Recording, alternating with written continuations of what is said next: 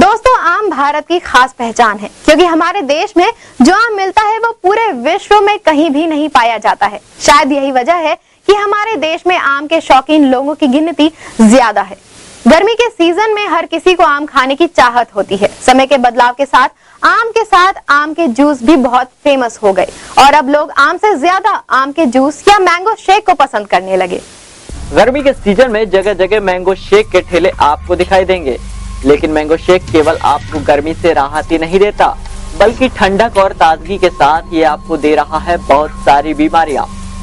आप बच गए तो आपका नसीब, वरना आपको बीमार करने की पूरी प्लानिंग के साथ ये ठेले शहर में जगह जगह पर लगे हैं। मैंगो शेक के इन ठेलों पर खुली तरह से मौत को दावत दी जाती है। प्रशासन भी इस बात से बेखबर है कि किस तरह से इन ठेलों पर बिकने वाला ये मैंगो शेक इंसान को बीमार कर रहा है। आइए देखते हैं इस इंसान को कि किस तरह से ये मैंगो शेक तैयार कर रहा है।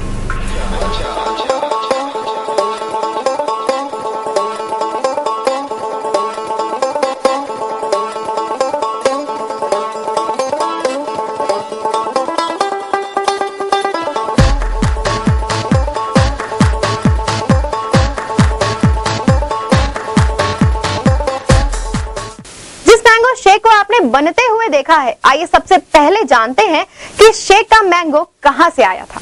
ठेले पर रखे ये आम डाल के पके हुए आम नहीं है। ये आम खास तौर पर कार्बाइड में पकाए जाते हैं। कार्बाइड में पके आम 24 घंटे में खाने के लिए तैयार हो जाते हैं और हरे कच्चे आम पूरे पीले हो जाते हैं, जो हमें पके हुए जैसे लगते हैं। ये आम टेस्ट में बेहतर नहीं होते और न ही इनमें आम जैसा पीला रंग होता है। ऐसे में इनसे शेक बनाने के लिए, ड्रिंक में पीलापन लाने के लिए ये ठेले वाले सिंथेटिक रंग का प्रयोग करते हैं।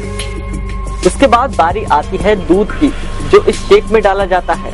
ये दूध ज्यादातर दूधियों से ही लिया जाता है, जिसमें मिलावट होने की संभावनाएं भी अधिक होती हैं। और शेक को ठंडा रखने के लिए बर्फ डाली जाती है। ये बर्फ जिस ढंग से बनती है उसका जिक्र ना ही करना बेहतर होगा। ये इंसान जिस तरह से सड़क पर बैठकर इस गंदे ट्यूब बैग में बर्फ को कूट रहा है, उससे आप ये अंदाजा लगा सकते हैं कि कितनी सफाई से ये बर्फ कूटी जाती है। बर्फ को शेक में डालकर मिक्स किया जाता है। इसके बाद रंग डालकर इसे पूरी तरह से पीला कर लिया जाता है।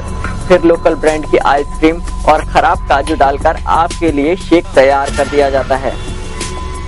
जिस गंदगी और बेपरवाही के साथ इन ड्रिंक्स को बनाया जाता है, उससे तो यही लगता है कि इसको पीकर या खाकर हम केवल बीमार ही हो सकते हैं। लेकिन ये सारी गंदगी हर गली मोहल्ले में आराम से की जाती है। प्रशासन इसकी कितनी परवाह करता है, इसको आप खुद ही देख सकते हैं। शहर में हमारे फूड इंस्पेक्टर लगे हुए हैं और मैं खुद चेक करता रहता हूँ और सख्त निर्देश दिए गए हैं। जहाँ भी इस प्रकार के पदार्थ खुले रूप में बेचे जा रहे हैं, वहाँ पे सफाई और ये सब स्वच्छता बरतने के सख्त निर्देश दिए जाते हैं। जहाँ भी कहीं ये लगता है कि नहीं ये मिलावट भी अगर कहीं है तो उसके हम लोग सैंपलिंग कराते हैं और उसको सैंपलिंग करके लेबोरेटरी में भेजते हैं। और जिनके खिलाफ भी अब मिश्रण की रिपोर्टें भी आती हैं, उनके खिलाफ हम लोग मुकदमे की कार्रवाई कराते हैं।